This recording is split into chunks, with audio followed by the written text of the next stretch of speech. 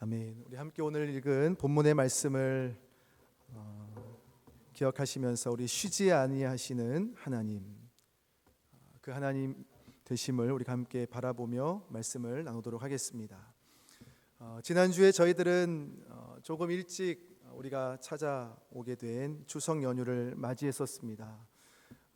연휴를 맞아서 일상을 잠시 멈추고 반가운 만남을 우리는 가졌고 그간의 삶의 이야기를 나누고 한 식탁에 둘러앉아서 음식을 나누었습니다. 그 시간이 왜 그리도 빠르게 지나가는지, 어느새 찾아오는 헤어짐의 순간으로 인해서 늘 그 시간은 아쉽기만 합니다. 해마다 찾아오는 연휴를 보내면서 따뜻하고 웃음 꽃피는 이야기만 듣고 싶고 또 나누고 싶지만, 그것이 우리 안에 있는 당연한 바람이겠지만 그것과 상관없이 우리 가정에 일어나는 어떠한 일로 인해서 또 주변에서의 일로 인해서 우리는 슬픔과 안타까운 소식을 함께 나누어야 될 때도 있습니다. 최근의 일로 우리가 본다면 포항에서 있었던 그 침수 사건이 우리들의 마음을 참 아프게 했습니다. 함께 주차장으로 갔던 60대 부부의 안타까운 죽음, 엄마를 남겨두고 떠난 중학생 아들의 안타까운 죽음, 그러한 것들이 우리의 마음을 더 아프게 하는 시간이 되었던 것 같습니다. 지난 연휴 기간에 명절을 맞은 모든 분들이 행복한 시간을 보내시기를 마음 중에 바라던 가운데 슬픔과 외로움과 소망을 잃고 이 시간을 보내야 됐던 분들을 떠올리게 되었습니다. 행복이라는 단어보다는 어쩌면 위로라는 단어가 더 와닿을 수밖에 없는 그러한 상황에 놓여 있는 분들이 몇몇 떠올랐습니다. 그러면서 제 안에 떠올랐던 한 단어가 바로 예배라는 단어였습니다. 슬픔과 아픔을 만난 그분들은 예수님을 믿고 계실까? 제가 다 개인적으로 알지는 않는 분들이기 때문에 그것이 한편 제 안에 궁금했고, 위로와 소망이 필요한 지금 이때에 예배를 통해서 모든 것에 그 위로의 근원이 되시는 주님 앞에 슬픔을 겪으시는 분들이 머물 수 있다면 얼마나 좋을 수 있을까, 그러한 생각을 했습니다.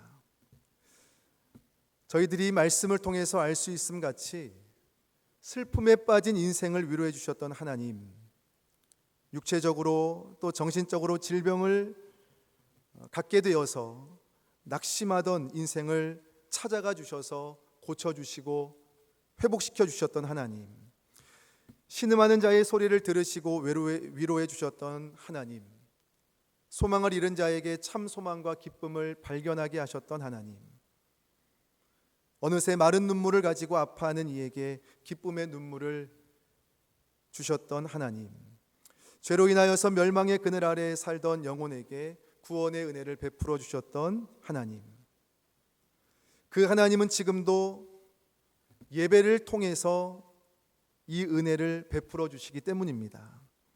성경에서 만나는 그 사람들의 하나님만이 아니라 오늘 우리의 인생 가운데 찾아오셔서 역사하심으로 나의 하나님 되어주심을 하나님은 지금도 원하고 계시기 때문입니다. 그래서 예배가 생각났습니다. 슬픔과 낙심과 소망을 잃음 가운데 계신 분들, 그분들을 떠올리다가 하나님의 은혜가 공급되어지는 그 예배가 생각이 났던 것 같습니다. 오늘 예배를 통해서 주님 앞에 머무르고 계시는 한 분 한 분을 하나님께서 기억하시고 하나님이 나의 하나님 되심의 은혜가 우리 모든 성도님들 가운데 임하시기를 주님의 이름으로 축복합니다. 이곳에서 또 영상으로 함께 예배 드리시는 모든 분들 생각하면서 이러한 기도의 제목을 가져봅니다. 하나님 만나 주십시오. 그리고 만져 주십시오. 예배 가운데 하나님의 이름을 부르는 자들, 하나님을 바라보는 자들에게 참된 위로와 소망과 완전한 치유와 영생을 얻는 구원의 은혜를 베풀어 주시옵소서. 이 시간 하나님은 살아계시오매, 그 하나님은 나의 하나님 되어 주시기를 원하시오매, 신실하시고 전능하신 우리의 상황과 아픔을 공감하시는 하나님 앞에 이 믿음을 가지고 이 예배의 자리에서 더욱 하나님 앞에 나아가시는 한 분 한 분 되시기를 축복합니다. 그러할 때 성경에 기록된 그 하나님이 비로소 나의 삶에 그리고 우리의 가정의 하나님 되심을 경험하여 하나님 앞에 영광 돌릴 수 있는 우리들의 삶이 되어지시기를 주님의 이름으로 축원합니다. 예배를 통하여서 지금도 이 은혜를 내려주시는 하나님은 우리 가운데만 아니라 온 땅에 이 은혜를 내려주시기를 원하십니다. 전 세계적으로 우리가 다 알 수는 없지만 여전히 방황하는 영혼들의 인생들이 있고 그분들의 말로 닿을 수 없는 아픔과 눈물이 있고 탄식이 있고 슬픔이 있는 그 인생들을 하나님은 아시기 때문에 하나님은 지금도 쉬지 아니하시고 온 땅 가운데 행하시고 계시는 한 가지가 있습니다. 그것이 바로 선교입니다. 존 파이퍼 목사님은 그의 책을 통해서 이러한 질문을 던졌습니다. 선교 왜 필요한가? 라는 질문이었고요. 거기에 대하여서 이분은 예배가 없기 때문에 선교가 필요합니다 라고 그렇게 기록하였습니다. 예배가 없기 때문에 선교가 필요합니다. 하나님은 원하십니다. 구원받은 영혼들의 기뻐함을 보기를 원하십니다. 여호와 하나님을 알고 그 사랑에 보답하며 인생 가운데 베푸신 은혜로 인하여 즐거이 찬송하는 이들의 찬송 소리를 듣기를 원하십니다. 예배가 없던 그 땅에서 그 가정 가운데서 예배가 회복되며 그 땅의 예배자들로 인해서 하나님은 영광을 받기를 원하십니다. 본래 하나님의 것인 온 땅으로부터 본래 하나님의 자녀로 창조된 온 땅의 사람들로부터 하나님은 하나님의 이름에 합당한 영광을 받기를 원하십니다. 그래서 하나님은 지금도 쉬지 않고 선교하십니다. 그 땅에 예배가 없으므로 하나님의 사람들을 그 땅에 보내어 거기서 예배하게 하십니다. 예배 가운데 하나님의 말씀이 증거되고 그 말씀을 통하여 잃어버린 영혼들이 하나님께로 돌아오게 하십니다. 그리고 그들이 함께 모여 드리는 예배를 통해서 치유와 회복과 구원을 베풀어 주십니다. 그 은혜 가운데 하나님은 그렇게 또 다른 예배자들을 세우십니다. 그리고 그들을 통해 예배의 지경이 확장되게 하십니다. 그리고 그들이 흩어져 확장된 그 곳에서 또다시 예배할 때 그곳에서 증거되는 말씀을 통하여 잃어버린 영혼들이 돌아오고 예배자들이 세워지고 또다시 그들을 통해 예배의 지경을 넓혀가시는 하나님, 그 하나님은 살아계신 하나님이시고 선교하시는 하나님이심을 우리는 분명히 믿습니다. 그렇게 하나님은 지금도 이 일을 행하시고 계심을 우리는 그 확실한 증거를 가지고 있다는 것을 다시 한번 생각해 보게 됩니다. 1908년도에 시작된 한국 구세군의 그 역사를 통해서 지금까지 하나님이 예배를 받으시는 이 역사를 통해서 우리는 그 증거를 보게 되고 우리가 조금 전에 함께 보았던 그 선교 영상, 캄보디아 선교 영상을 통해서 우리는 그 확실한 증거를 삼게 되는 것입니다. 하나님은 지금도 그리고 어제나 오늘이나 영원토록 하나님의 나라가 완성되기까지 하나님은 그 선교를 완전히 이루시기까지 하나님은 그 일을 반드시 멈추지 아니하시고 행하실 것이다 라는 것을 다시 한번 우리는 이 증거들을 통해서 깨닫게 되어집니다. 캄보디아 단기 선교의 은혜가 제 안에 있습니다. 몇 년 전에 캄보디아 단기 선교를 가게 되었을 때 첫날의 일정으로 뚜어슬랭 감옥을 가게 됐고 그리고 오래전에 그 땅에서 있었던 아픔의 현장을 방문했던 적이 있습니다. 폴포트라는 사람이 1975년도에 자신이 원하는 나라를 세우기 위해서 민족주의 공산주의를 외치면서 그때 당시 3년 7개월의 시간을 통해서 캄보디아 인구의 4분의 1이 죽음에 이르게 되었던 안타까운 그러한 사건이 있었습니다. 당시 그 안에는 의사, 교수, 약사 등 지식인들이 대거 처형되었고 손이 곱다는 이유로 안경을 썼다는 이유로 처형을 당했던 사람들도 많이 있었습니다.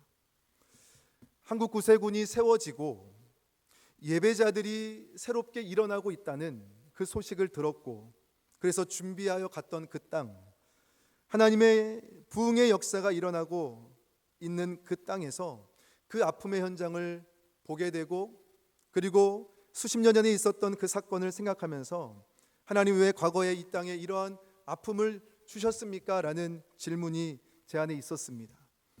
잘 이해가 되지 않았고 쉽게 이해될 수도 없었습니다. 그러다가 잠시 이제 흩어져서 개인의 시간을 갖던 중에 어느 한 곳에 저는 앉아서 인터넷 검색을 하게 됐습니다. 이 역사에 대한 궁금증이 있었기 때문에 검색을 하게 되었는데, 그러면서 캄보디아 기독교 역사에 대한 글을 보게 됐습니다.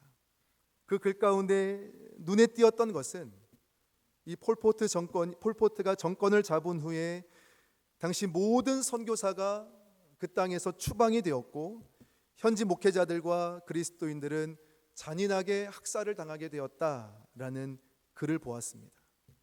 이후 그날의 일정을 소화해 가면서 제가 읽었던 이 글이 머릿속에서 계속 맴돌았습니다. 그러면서 그날 저녁쯤에 하나님께서 제 마음에 주셨던 은혜는 내가 이 땅에 흘려진 그리스도인들의 피를 헛되이 여기지 않겠다라는 마음이었습니다. 그런 감동이 있었습니다. 그리고 며칠이 지나서 주일 예배를 맞이했고, 함께 예배를 드리면서 하나님이 주셨던 이 마음을 그곳에 있었던 분들과 같이 나누었습니다. 하나님이 이 땅을 사랑하시고 그때 학살당하였던 많은 그리스도인들, 그들의 그 순교의 피, 믿음의 피를 하나님께서 기억하심으로 하나님이 캄보디아를 새롭게 가실 것이다 라는 그 마음을 함께 나누었었습니다.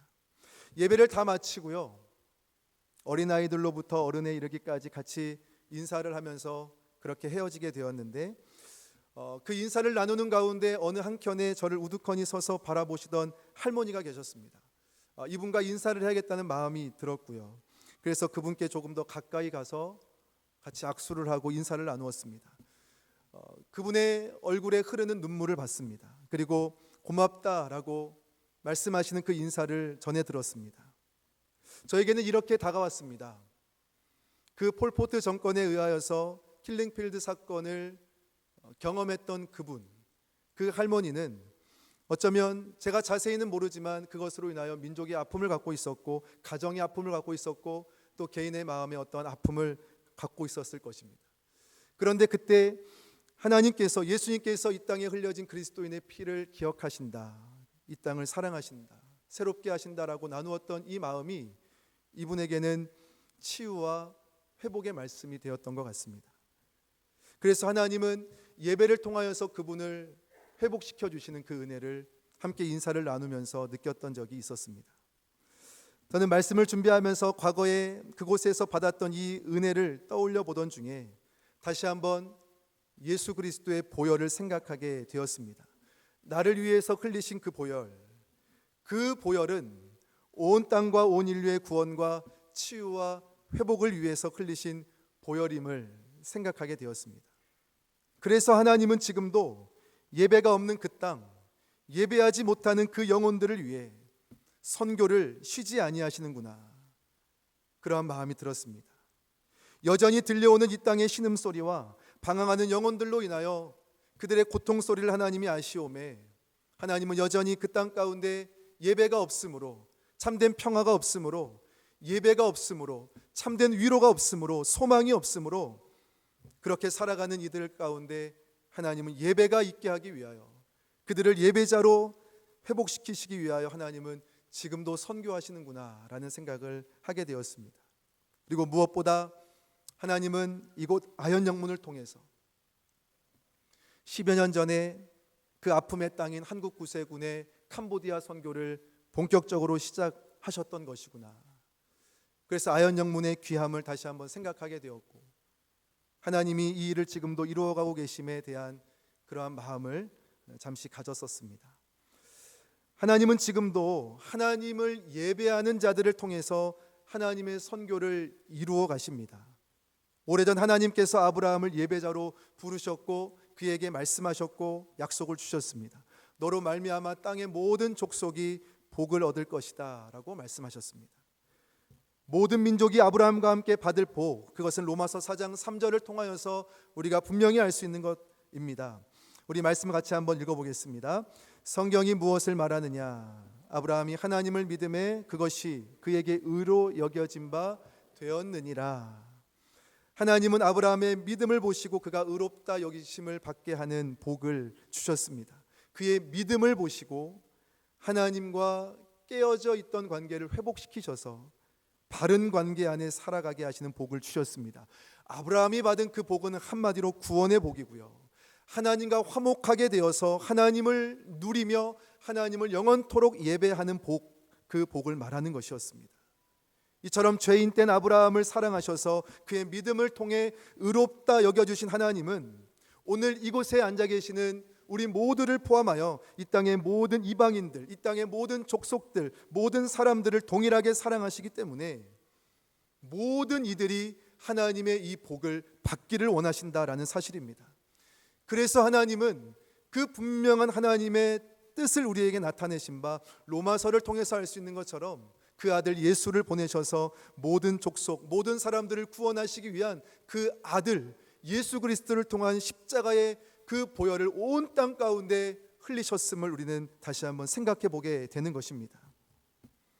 그리고 이제는 누구든지 예수 그리스도를 믿어 그분 안에 있는 자마다 아브라함이 받는 복을 동일하게 받게 하신다라는 사실입니다. 갈라디아서 3장 14절 말씀 우리 한번 다시 읽어보도록 하겠습니다. 이는 그리스도 예수 안에서 아브라함의 복이 이방인에게 미치게 하고 또 우리로 하여금 믿음으로 말미암아 성령의 약속을 받게 하려 함이라. 아멘. 예수님을 믿음으로 저희는 예수 그리스도 안에 속한 자가 된 줄을 분명히 믿습니다.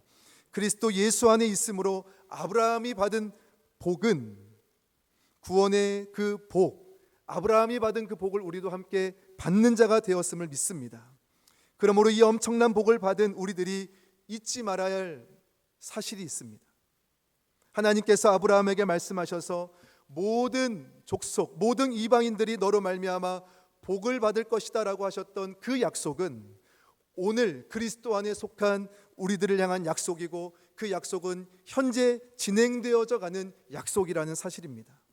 하나님께서는 지금도 이 약속을 이루시기까지 아브라함의 자손들을 통하여 이 일을 이루어 가고 계신다라는 사실입니다. 누가 아브라함의 자손일까요? 성경은 우리에게 분명히 말씀해 주고 있습니다. 갈라디아서 3장 7절에 보면 그런즉 믿음으로 말미암은 자들은 아브라함의 자손인 줄 알지어다. 오늘 이곳에 계신 한 분 한 분이 바로 아브라함의 자손이라는 것입니다. 하나님은 오늘 이곳에 있는 한 분 한 분을 통하여, 우리 교회를 통하여 그 하나님의 선교를 이루어가고 계신다라는 사실입니다. 그러므로 아브라함이 하나님께로부터 받은 그 사명, 그 비전, 그것은 그리스도 예수 안에 속한 우리들도 마땅히 품어야 되는, 아니 이미 그리스도 안에서 우리가 받은 사명이고 받은 비전인 것을 다시 한번 생각해 보게 됩니다. 아브라함의 비전은 무엇입니까? 단지 나와 내 가정, 내 자녀가, 더 나아가 내가 속한 이스라엘 민족이 하나님으로부터 땅의 복을 받고 자손의 복을 받고 물질의 복을 받는 정도의 비전이 아니었다라는 사실입니다. 그는 하나님께서 나로 하여금 축복의 통로가 되게 하셔서 모든 민족 가운데, 모든 이방인들 가운데 축복의 통로가 되게 하셔서 나로 말미암아 그들이 하나님의 구원의 복을 받게 하실 것이라는 그 비전을 아브라함은 품고 살았다라는 것입니다. 하나님께서 저희들을 그런 존재로 부르셨습니다. 아브라함으로부터 시작된 구원의 약속을 이어갈 자로 오늘 이 자리에 계시는 한 분 한 분을 부르셨다라는 사실입니다. 그러므로 아브라함을 통한 모든 족속을 구원하시기 위하여 선교를 시작하신 하나님은 그 선교가 완성되기까지 결코 쉬지 아니하시고 그 선교를 계속해 가실 것이다 라는 사실입니다. 그 하나님께서 그 약속과 비전을 가진 이 땅의 교회들과 그리고 우리들을 향하여 갖고 계신 소망이 무엇일까요? 존 파이퍼 목사님의 글을 다시 한번 우리가 인용하여 생각해 보았으면 좋겠습니다. 우리 이 내용 같이 한번 읽어보도록 하겠습니다. 교회의 궁극적인 목표는 선교가 아니라 예배입니다. 왜냐하면 이 시대가 끝나고 구속받은 셀 수 없이 많은 이들이 하나님의 보좌 앞에서 머리를 조아리게 될 때 선교는 더 이상 존재하지 않을 것입니다. 이는 일시적으로 필요한 것일 뿐입니다. 그러나 예배는 영원히 남습니다. 하나님은 영원한 것을 위한 삶으로 우리를 초대하셨습니다. 영원을 모르고 살아가던 우리들의 인생 가운데 하나님의 거룩하신 뜻, 그 하나님의 영원하신 뜻을 위하여 우리의 삶을 하나님이 하나님 곁으로 초대해 주셨다라는 사실입니다. 그 초대 앞에 우리는 믿음으로 반응할 수 있기를 소망합니다. 주님 오시면 끝날 선교 사명을 받은 우리가 반응하여서 예배와 예배자가 없는 그 땅에 예배와 예배자를 세워갈 수 있는 그 통로로 우리의 삶이 사용될 수 있기를 간절히 소망합니다. 이 땅 가운데 하나님을 향한 예배의 지경이 우리를 통하여서 확장되어져 가는 하나님의 선교의 역사가 우리 교회를 통하여 한 분 한 분을 통하여서 이 땅에 이루어지기를 간절히 소망합니다. 쉬지 아니하시며 선교하시는 하나님, 그 하나님의 선교의 방법은 함께입니다. 지난 추석에 부모님을 뵙고 올라오는 길에 경부선에서 여러 광고판들을 보게 되지만 눈에 띄었던 한 광고판을 보면서 내가 좋아하는 아이스크림인데 라는 생각도 했지만 이 광고판을 좀 찍고 싶은 마음이 있어서 운전 중에 급히 찍었던 적이 있습니다. 말씀을 준비하면서 말씀의 이 마지막 내용을 생각하면서 우리 군호님들과 어떻게 하나님의 마음을 나눌 수 있을까 생각할 때 그렇게 찍었던 사진이 다시 생각이 났습니다. 함께라는 이 투게더라는 아이스크림. 바울의 고백을 우리는 기억합니다. 하나님께서는 우리를 하나님의 동역자로 부르셨다라고 말씀하고 있습니다. 하나님의 선교 방법은 매우 분명합니다. 함께 하기를 원하시는 것입니다.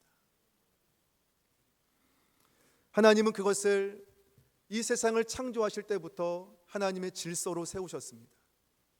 이 땅에 있는 것들을 다스릴 자로 하나님이 인간에게 그 사명을 주심처럼 하나님은 이 땅을 향한 하나님의 선교의 그 계획을 완성하심에 있어서 그 통로로 하나님은 우리를 사용하실 것을 하나님은 질서 가운데 정하셨고 지금도 여전히 믿음으로 그 하나님의 선교에 동역하기를 반응하고 나아가는 교회와 성도를 통하여 하나님은 이 선교의 지경을 넓혀가심을 분명히 믿습니다.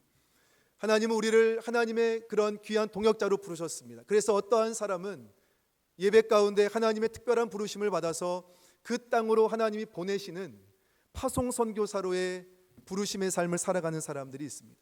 그러나 우리가 기억하는 것은 그 보내심을 받는 파송선교사분들의 뒤에는 그분들을 보내는 교회가 있었고 그분들을 향한 기도와 여러 다양한 후원들을 했던 많은 성도님들이 계셨음을 우리는 보게 됩니다. 그래서 어느 분은 이렇게 이야기합니다. 그리스도인은 분명 어느 한편에 서 있는 선교사라고 이야기를 합니다. 어떤 사람은 보냄을 받는 선교사이고 어떤 사람은 그 선교사를 보내는 선교사라는 것입니다. 그래서 이렇게 이야기들을 하더라고요. 가든지 보내든지 하라. 우리와 함께 하시는 하나님은 우리가 그 하나님의 선교 가운데 동역하기를 지금도 바라십니다.